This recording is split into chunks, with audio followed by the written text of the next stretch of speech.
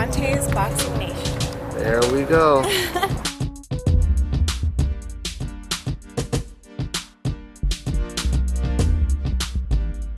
Background, my amateur background, you know, we thought that with the 8-ounce gloves we were able to do damage. For whatever reason, man, I'm not going to say this or that, but for whatever reason we weren't able to close it out. Maybe I was a little too timid. It just is what it is. I still fought a great fight. I went in and did exactly what I thought was going to win the fight, which is defense. Defense, defense, defense. Pick your shots and be effective. Short uppercuts on the inside. A new Sean, you know, he likes to use his head movement. He likes to be in your chest. And I was going to capitalize on pretty much his strength. I was going to let him try to bull rush me all night. Thank you.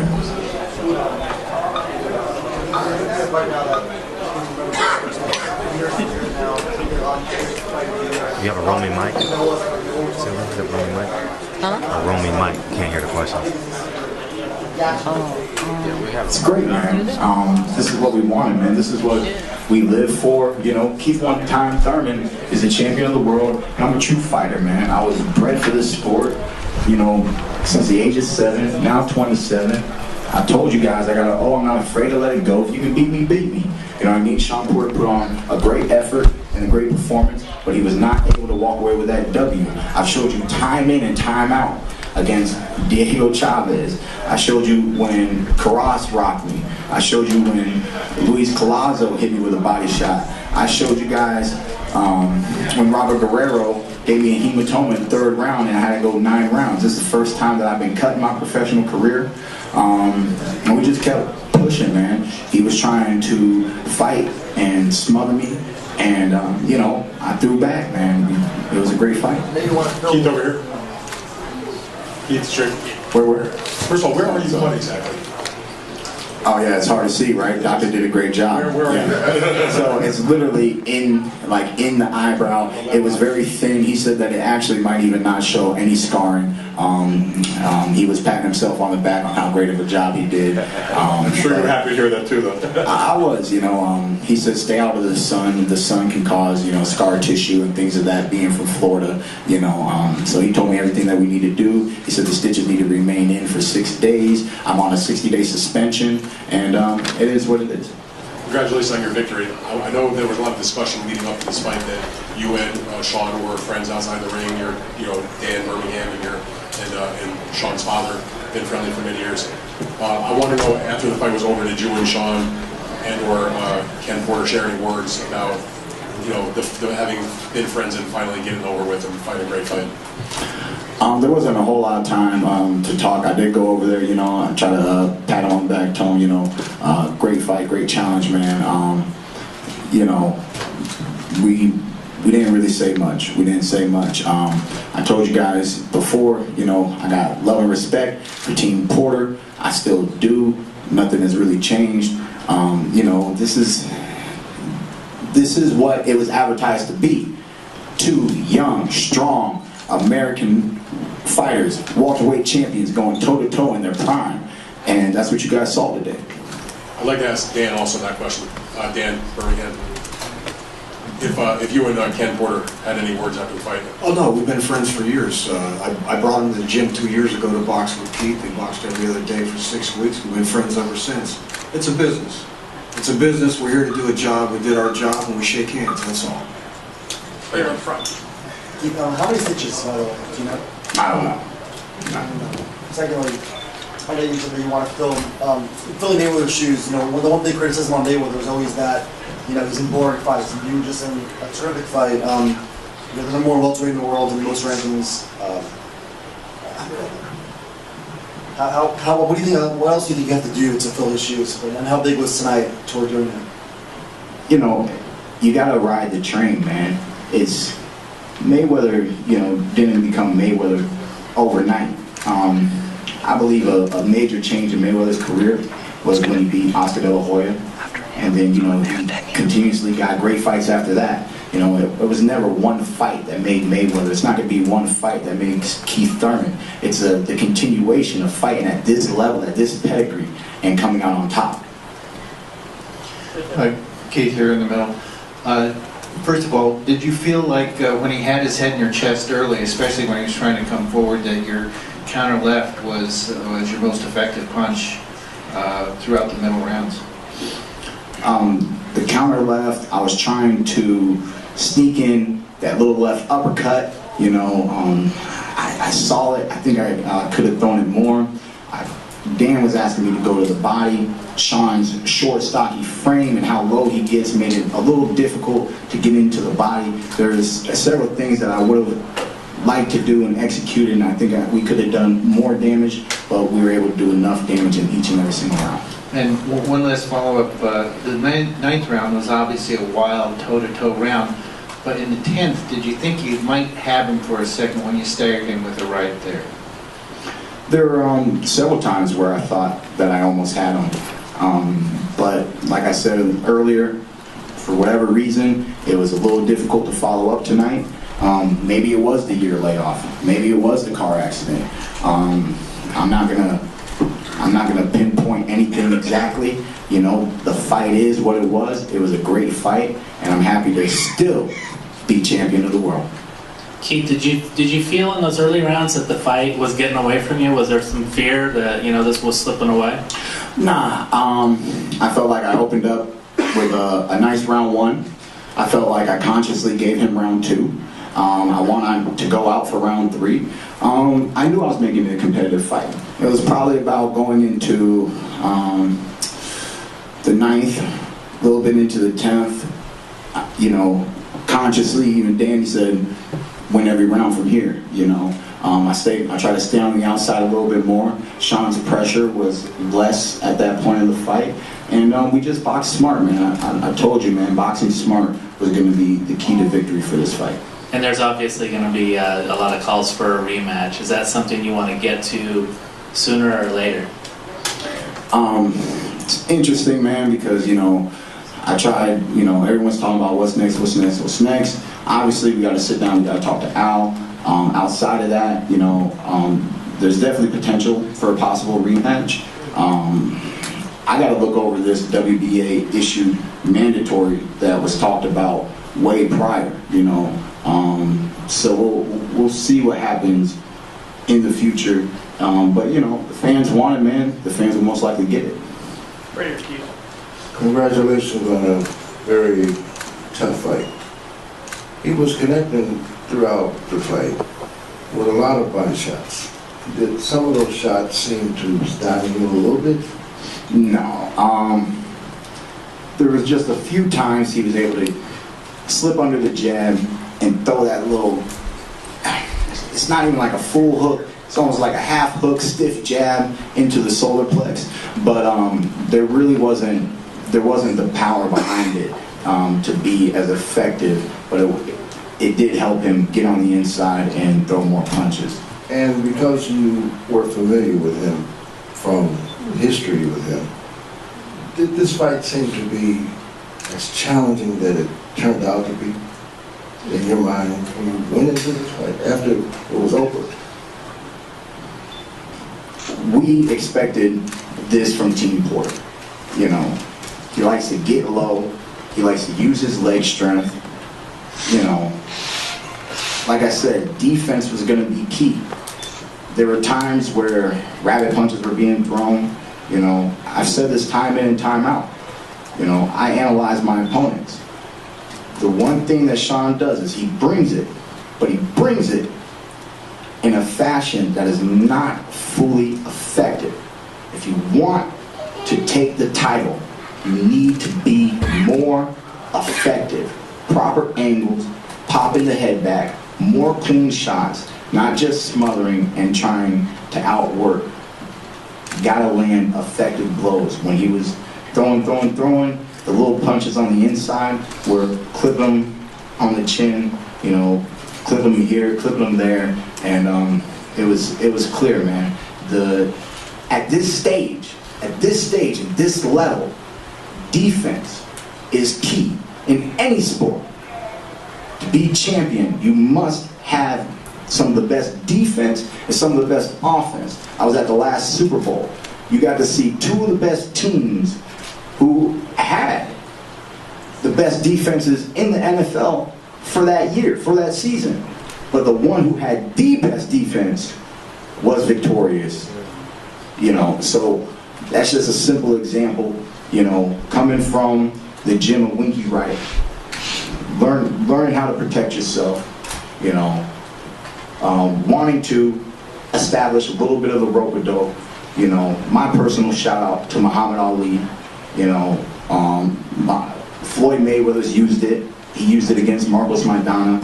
This fight reminds me a little bit of that fight where one fighter is really coming in, giving it his all, not really backing down, you know, but I believe that I was able to land the clearer punches and more effective and rocked him several times in the fight. Keith, you were talking about what Sean didn't do effectively. What do you feel he was effective? I mean, pressure, man. You know, he's good at what he's good at. You know what I mean? And that's what I analyze. He's good at what he's good at. But the pressure is not effective. So his strength is also his weakness if you understand, you know, and we had a game plan and we were able to execute it. Were there moments that he hurt you? I know that there was the body shot, for example. Body shot, not effective, man. I mean, Luis Collazo with the hardest body shot that I've had to endure in my professional career, you know. And I don't even know why his body shots weren't, you know, that devastating. But outside of that, the most effective punch Sean landed, I'm not sure exactly which round it was. It wasn't in necessarily the early rounds, probably mid-fight, no later than the 7th round. It was a short little fast right hand, and it was a good punch. But just like how he took many of my good punches, I took his good punch, and we just kept it moving forward. Keith, you hit him with some... Really, sitting here now, I can say maybe the layoff played a role. But the pressure, I'm a power fighter. I throw effective punches even when I'm moving backwards. But the fact that I was moving backwards could have a little bit to do with the fact that it was hard, but it wasn't hard enough. It wasn't sat down, you know, it was effective, it wasn't effective enough. And then for whatever reason, I didn't instantly get in on that follow-up, you know. So I believe that there are several things that I could have done to create that knockout and that KO victory. It didn't happen tonight. Hey man, if a rematch comes, maybe we'll get it that time. Was there one punch? As part of the car accident? And how did it rehab, and did it affect you? Did you feel 100%? I haven't issued an article on my shoulder for a few years. The injury was a neck injury and a spinal injury.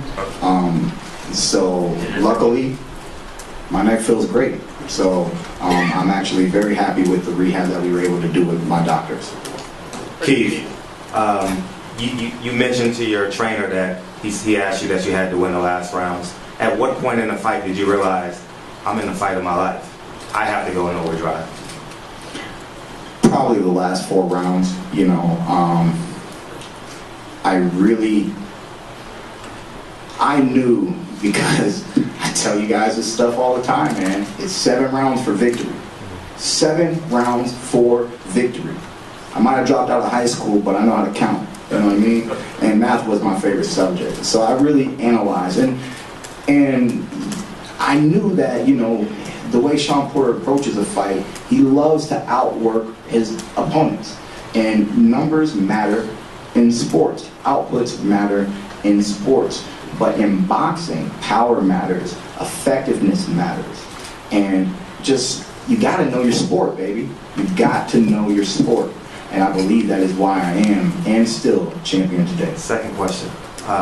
When you heard tight, unanimous decision, how big of the ball was in the pit of your stomach when you heard that? I was confident because as I heard those results, I did feel good about the Final Four. I do believe that, you know, we did what it needed to do.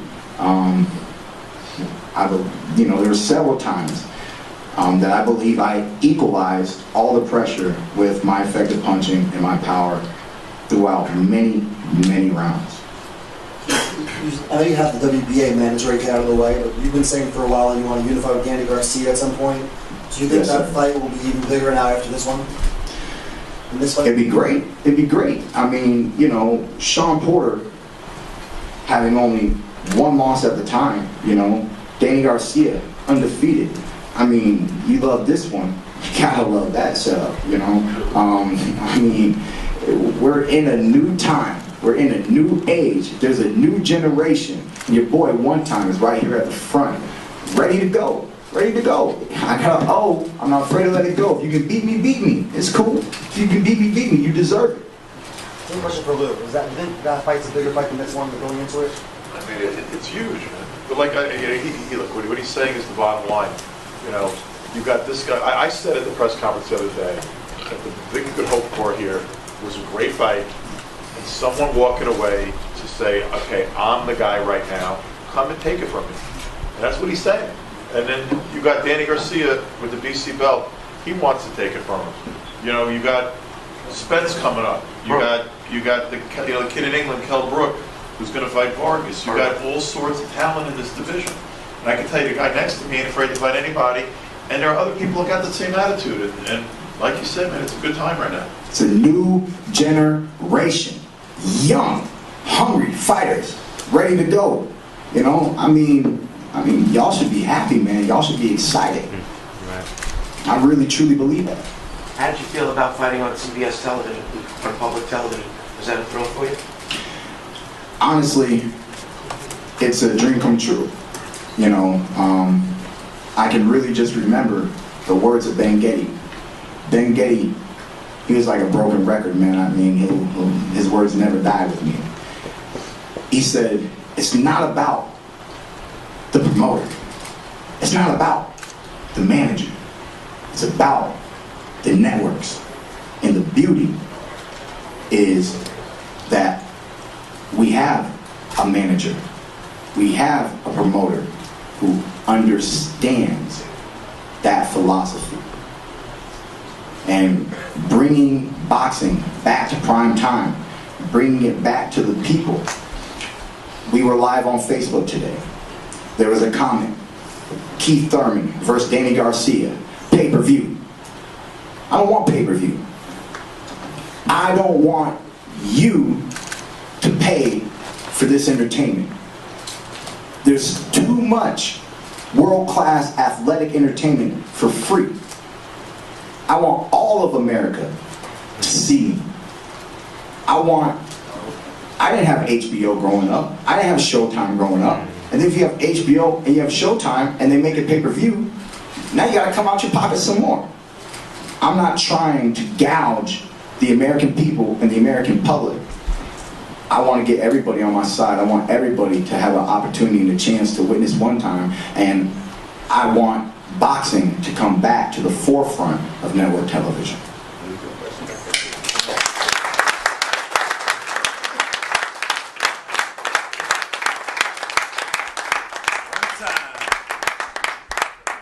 In fact, I said that before. Believe me, this man wasn't coached. That came out of his mouth and his thoughts. Keith, are you happy you don't have to cut your hair now? Yes, I am. But I'm prepared for everything, man. And I'll elaborate, right? So, why would Keith Thurman cut his hair after losing the fight, right? Because obviously, that would mean that there's a time for change. Let it all go. Rewrite yourself. Reinvent yourself. Recreate yourself. Just because I cut my hair don't mean it ain't growing back, baby, you know. This crowd was particularly energized, and like you were saying, we're fighting on national television. Boxing tends to really like rivalries, like, for example, Gotti and Ward. Could you foresee you and Porter perhaps being one of those great boxing rivalries? I actually thought about that last time I was sitting with Lou at the press conference right before the fight, you know, that this fight really does have that kind of potential.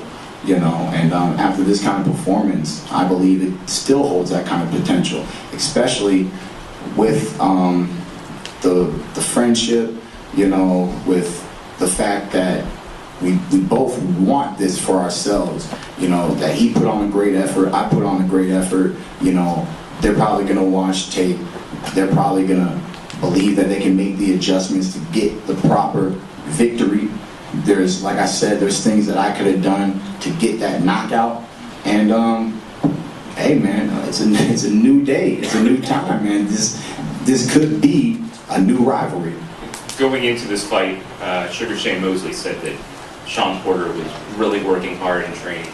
Yes. And there was some thought that perhaps you weren't working as hard in training. Yes. Was this the type of fight you were expecting when the 12 rounds were over? Did you believe this was the type of fight that would have gone as long as it did and would have had the exchanges that this fight had? You know, as long as you can take the punch, baby. You know, that's what's happening. It's going to go round by round by round by round. You know, Dan, all he kept saying is, Sean's going to come in shape. The one thing they're going to do, Sean's going to come in shape. Week by week, Dan said, Sean's going to come in shape. You know, and what happened? He came in shape. You know, that, like I said, man, you know who you're fighting, know your opponent, and make the proper adjustments. Right here. Keith, Jason Klitzkos for Fox Sports in Barker. You said during a recent interview before the fight, you liken a boxer's career to the stock market. You know, and it can sometimes take one moment where it can all come crashing down, so to speak. After tonight's fight, especially knowing how well you know Porter, where would you assess not just yourself on the market, but also Porter? I mean, still, with that kind of performance, you're looking at tremendous athletes. The beauty of Sean Porter, right? I mean, like I say, man, I mean, we can talk boxing all day, bro. This is my life. This is my career. I'm here for a reason, not a short season, baby, all right? Listen to this, man. The beauty of Sean Porter is that when he lost his IBF title, he lost to an undefeated fighter. When he lost tonight, he lost to an undefeated fighter. So, Sean Porter's not #1 in the world. Sean Porter's not #2 in the world. But Sean Porter is an exciting and great fighter in the welterweight division, and nobody can deny that. So yes, he is still valuable. Yes, you know, he has a marquee. And me being undefeated and still the WBA champion, my stock has risen. Last question, Ray. What's going on, Keith? Thanks a lot for the performance tonight. Really tremendous performance. You and Sean really did a lot for the sport tonight on national television. We talked about that before you arrived. It's kind of funny that he actually looks a little bit like Leon Spinks. And, you know, like you in there with it. What did you feel going into the championship rounds? Obviously, ringside, the crowd being what it is, we couldn't hear what was going on. What were you guys talking about as the fight drew to those stretches there? And what was your mindset toward trying to gut this victory out? And what do you want to do next?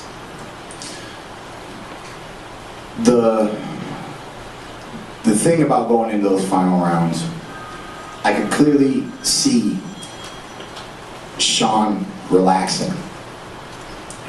And with that, I was able to relax, you know, and I believe at that relaxed tempo, it was just going to be a lot easier to outbox him, a lot easier to just really cruise to the victory, you know.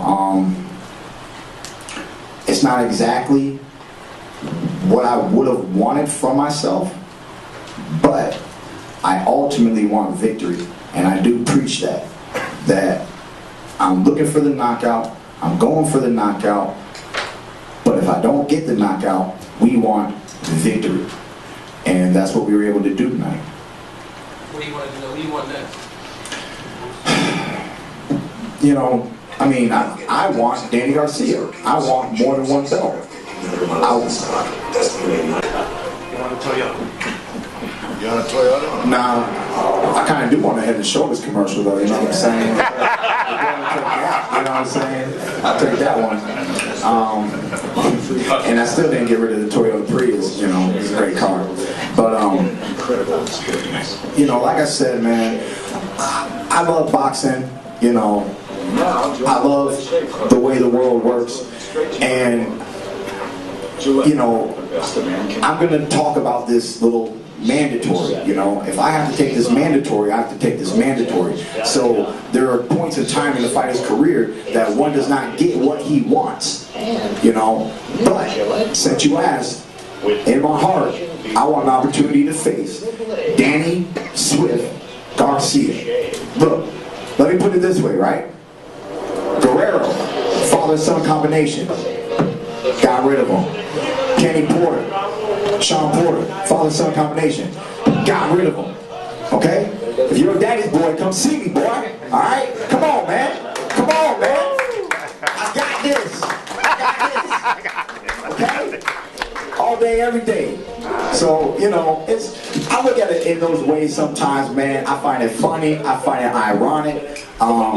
You know, it's very interesting. You know, the last time that I fought a right-handed fighter, a true right-handed fighter, was Julio Diaz, man. Julio Diaz, okay? So, you know, I mean, you just never know what's really going to happen, you know, and the fact that I'm the guy taking care of these father-son combinations. They have great relationships. They have great fighters. They're world-class fighters, but, you know, they can't be Keith Thurman. Since we're all going to get a headache listening to this Gillette commercial in the background, I'm going to let Keith and Dan leave. Thank you all for your patience and for being here. And Keith,